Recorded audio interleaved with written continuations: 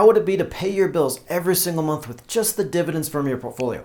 What would that free you to do if you could count on that income every single month? Now, dividend stocks have always been popular here on the channel, but today we're covering something even better. I'll not only reveal the 3 best monthly dividend ETFs, but show you the highest paying dividend funds as well, and how to create your own dividend fund with some of the best stocks in the market. We're talking monthly dividend investing today on Let's Talk Money. Beat debt, make money, make your money work for you, creating the financial future you deserve. Let's Talk Money. Hey Bowtie Nation, Joseph Hogue with the Let's Talk Money channel here on YouTube. I want to send a special shout out to everyone in the nation. Thank you for spending a part of your day to be here. If you're not part of that community yet, just click that little red subscribe button. It's free and you'll never miss an episode. Nation, living off dividend income has always been kind of a dream of mine. Imagine it, having that cash flow that you can count on every single month. What would that mean for you? What would you be able to do knowing that you had that check coming in to pay your bills? That is real financial freedom. But of course, the problem with dividend stocks has always been that the vast majority of the stocks out there only pay quarterly every 3 months. Now that makes it tough planning out your bills and how much you can count on from your portfolio. Now we've talked about those monthly dividend stocks on the channel and there aren't that many. Less than 60 stocks pay out that monthly check. But today I wanted to cover a great way to get that monthly cash flow and a little safety and diversification. We'll first look at the pros and cons of that monthly versus quarterly dividends. Then I'm going to show you the highest paying dividend ETFs, regardless of whether they pay monthly or on a quarterly basis. Then I'll reveal my 3 favorite monthly dividend funds. And finally, I'm going to show you how to create your own monthly dividend ETF from a few of the best dividend stocks in the market. So first though, does it really matter whether a fund pays a monthly or a quarterly dividend? Okay, you're watching a monthly dividend video, so I assume you've got a preference, but if you've got lots of dividend stocks or funds in your portfolio, you're going to be collecting that cash every single month anyway. And monthly paying stocks just make it a little easier to plan out that cash flow if you're spending your dividends in an idyllic tropical paradise like Cleveland. But there's another way to do this. Now, most quarterly paying stocks tend to declare and pay their dividends in the same month every single year. For example, AT&T has paid its dividends in January, April, July, and October for decades without fail. On the other hand, Johnson & Johnson pays its dividend in February, May, August, and November. Now, finding what months a stock pays its dividend is actually pretty easy. You can use the historical data tab on the stocks page on Yahoo Finance, or just about any investing platform is going to show you the dividends paid in a stock chart. That said, those monthly payers may have a stronger commitment to their dividends. This is a big reason why investors are in those shares, so the board is never going to consider a cut, and for many, that dividend growth is sacred. Now, either way though, if you're going with these monthly dividends, consider throwing in some real solid quarterly payers as well. Let me know in the comments below, which do you prefer, monthly or quarterly dividends, and why? Does it really even matter to you when a stock pays out? So scroll down and let me know in the comments below. Now, before we look at those 3 monthly dividend ETFs, I want to highlight some of the highest paying dividend funds. Now, the monthly dividend funds that I found offer some really solid yields, but we're talking cash flow up to 20% a year on these high paying funds, so I couldn't pass up the chance to share these as well. A word of warning here, and this really applies anytime you're investing in exchange traded funds, so I screened these for the good trading volume and assets under management. Now that AUM is important because some of these smaller funds that you'll find, those under 150 million in assets, a lot of times they'll have a tough time covering those expenses or just have to jack up that expense ratio or shut down. More than 1 in 4 ETFs have closed since 2014, so this is definitely something you want to watch. Now that trading volume isn't quite as important, but you also want to look at that to be able to make sure you're able to buy and sell these shares quickly without taking much of a price hit from that bid and ask spread. The first ETF I found was the InfraCap MLP ETF, ticker AMZA, and this is one based on the Alerian MLP index that we talk about so much on the channel. Now this is a closed-end fund and I'm generally not a fan of those. In fact, I'll link to a video in the description below explaining how those closed-end funds are different from regular ETFs and some of the risks to watch for. But the fund offers a huge 20% dividend yield, so it's one to watch if you're just looking for those high yields. Now the way this fund works, and this is how most of those closed-end funds produce those high double-digit dividend yields, is by using leverage on the assets. Now the fund borrows money to invest or will invest in derivatives like futures and options. The problem with this though is this expense ratio, that percentage of the fund management charges to cover costs, is always super high with these closed-end funds. And this one is about 2.4%, and that's compared to a lot of ETFs that you can find with expense ratios of less than 0.1% or lower. Even some of the monthly dividend ETFs that we'll look at later have a high expense ratios, but are still only like 0.6% or so.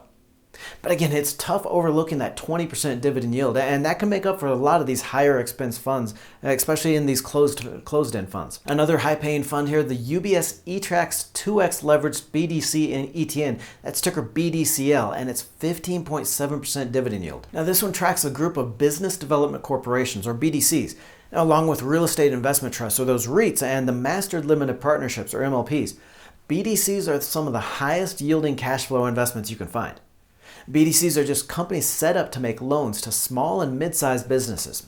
Sometimes they'll make an equity investment in the business as well, and sometimes just invest through those bonds. Now, the BDCs themselves leverage up their money by borrowing cheap and then lending it out to these businesses.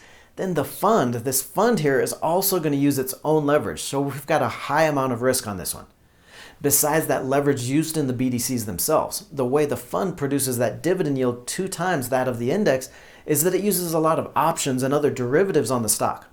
So instead of maybe just buying the stocks itself to hold in the fund, the BDCL is going to buy call options or something where it can put down half the money and get twice the return. The problem here, besides the fact that leverage tends to mean that the fund loses more when the market drops, but the expense is also involved in that daily rebalancing those options. So buying and selling the options to get that 2x leverage means higher expenses, and the fund tends to underperform the broader index over the long run. In other words, even before fees, you might get that strong dividend yield, but it won't be exactly 2 times the BDC index over time. Now, one thing you might consider doing if you're going to be investing in multiple stocks and funds like we'll talk about is using a platform like M1 Finance. Now, those in the nation are going to recognize M1 from our Dividend Portfolio Challenge here on the channel, and I love the site for its automatic investing feature. Basically, you pick which stocks and funds that you want in your portfolio, turn on that auto reinvest tool. M1 is going to automatically invest any of your deposits, dividends, or cash into this group of stocks. It's going to spread that dollar amount across each of these stocks and the funds in your portfolio in the percentages you choose. So maybe you say you want 5% in each of the stocks and 10% of your money in each of your funds. M1 makes it really easy to invest across an entire portfolio, reinvest your dividends automatically, and all without ever paying a fee. So I'll leave a link to check out the platform in the video description below. Now let's look at these monthly dividend ETFs, and I'm excited about these because we've got some really interesting investment strategies right in these 3 funds. Now I'm going to highlight these 3 funds, then I'm going to show you how to create your own monthly dividend fund and 3 stocks to start with. First here is the Global X Super Income Preferred ETF, that's ticker SPFF, and this fund invests in preferred shares with the highest dividend yields. Now a preferred share is somewhere between stocks and bonds. It's not a debt obligation like a bond, but includes a fixed dividend payout that's higher than most stocks. Now, preferreds get their dividend paid out before stockholders, so it's a little less risky, and most of these convert to a regular stock at a certain price target. So preferred shares usually don't have quite the upside return of stocks, but offer that higher yield and the safety of bonds. Now, the Global X Fund invests in 50 of the highest paying preferred shares and produces a 6% dividend yield against an expense ratio of just 0.6%, which is really good for one of these specialized ETFs. Now, the fund does skew a little bit towards those financials and bank stocks because those just happen to be the ones that pay the highest yields on preferred shares. If you've got a lot of big names here, though, like Wells Fargo and JP Morgan, along with some smaller names like Ally Financial. The fund has actually produced a 13% total return over the last year, so there's also some room for price appreciation besides just that dividend yield. And next is the First Trust Multi-Asset Diversified Income ETF, ticker MDIV, and this is a really interesting all-in-one asset class investment. The fund invests evenly across 5 asset classes that typically produce the highest cash flow returns. Now these are dividend stocks, REITs, MLPs, preferred shares like we just talked about, and then high yield bonds. Now the management fee is a little higher here at 0.7%, but still lower than any of those closed-end funds that you'll find, and the dividend yield of 6.7% really makes up for it. As a bonus on this one, the volatility of the fund, so the measure of how risky those shares are, is just 8% compared to 12% on the overall market, that S&P 500 index. Now that's a result of the 20% invested in those preferred shares, which are usually less risky than the stocks and really bring that fund volatility down a little bit. This next one is a great one, the VanEck Vectors Fallen Angel High Yield Bond ETF, or ticker ANGL. Now, this fund invests in bonds that were originally issued with an investment grade rating, so a strong financial rating, but that have been since downgraded into that high yield category. Now this is usually on slightly weakening financials or if the company adds more debt, but 93% of the bonds in this fund are in just 2 risk ratings just below that investment grade, so still fairly safe investments. Now, what happens when these fallen angels get downgraded, though, is the price of the bond comes down, but it's still paying that coupon, that fixed coupon rate, so the interest rate goes up. Now, since they're still solid companies, the default rate is low, and this group of bonds has outperformed the broader high-yield index in 11 of the last 15 years. The fund itself has produced an 8.4% annualized return since 2012, which is really good for a bond fund, and pays a 5.2% dividend yield. The expense ratio here is just 0.4%, and again, these are bonds of good-sized companies like Sprint and Freeport-McMoRan. Almost 3/4 of the fund is in bonds of U.S. companies, with the rest in those developed nations, and this is really well diversified across those sectors as well, with bonds and companies in 9 sectors. Now, these monthly ETFs are really interesting, and they're not quite as expensive as those specialized funds that we saw first, but you're still looking at a fee of around $4 for every 1,000 you've got invested, even in that cheapest bond fund. So I wanted to show you how to create your own monthly dividend ETF through individual stocks. Now, I'll highlight 3 dividend stocks to put on your radar below, but anytime you get 20 plus stocks in a group, you're going to be diversifying out any of those company specific risks and smooth out your portfolio.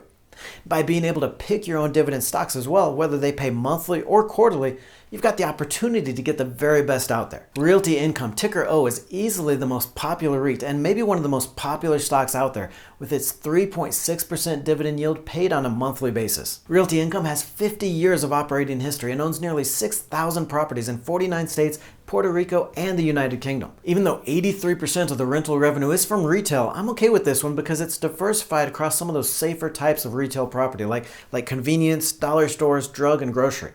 Now, lease terms average 9 years and occupancy has never been below 96% for the properties.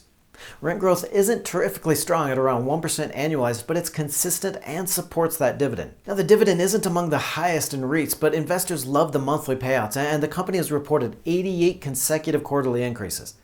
The 4.5% annualized dividend growth has beaten that 2.9% average for REITs, so expect this one to just keep on paying. New Residential Investment, ticker NRZ, is a REIT I just had to look up after doing another video on REITs and getting dozens of comments about the stock. Now, New Residential pays a 12% dividend yield, but it's not like other mortgage REITs that you hear about that borrow short-term and then buy mortgage investments directly.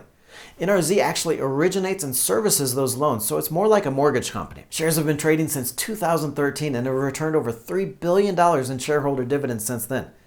Now, while I like the stock at first glance, I do want to talk about an issue that I found while I was researching it. In the most recent investor report, management makes a big point to talk about how these non-qualified mortgages, this is a product that has accounted for as much as 19% of the loan mix in Q4 2018, they went through a lot of effort pointing out how these loans are not subprime, how the loans are just borrowers that don't qualify for traditional mortgages like the ones guaranteed by Fannie Mae or HUD. Now, the old equity analyst in me would be all over this as a red flag. Okay, one of the tricks that I actually used to use was watching management's language in these reports and these news releases, watching when they called out a part of the business as improving or not as bad as the market thought.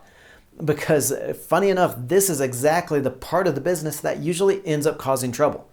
Basically, in a lot of these instances, management is trying to play a little sleight of hand, right? Distract investors from the big issues by saying it's not so bad or that they've fixed it. Now, I'm not saying this is what's happening with NRZ, and they've cut that product mix in the non-qualified portion to just 8% in the last quarter.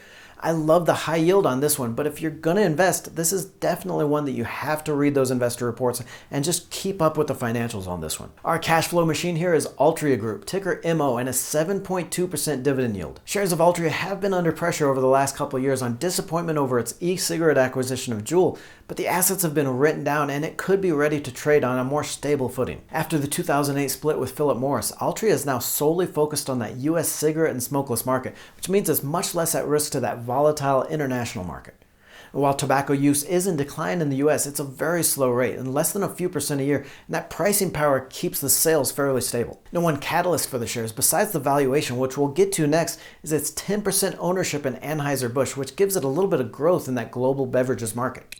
Shares trade for 11.3 times earnings, which are expected higher by almost 5.8% over the next year. This one has fallen well past that point of value and has traded consistently around 13 times earnings, which would put it around $57 a share over the next year.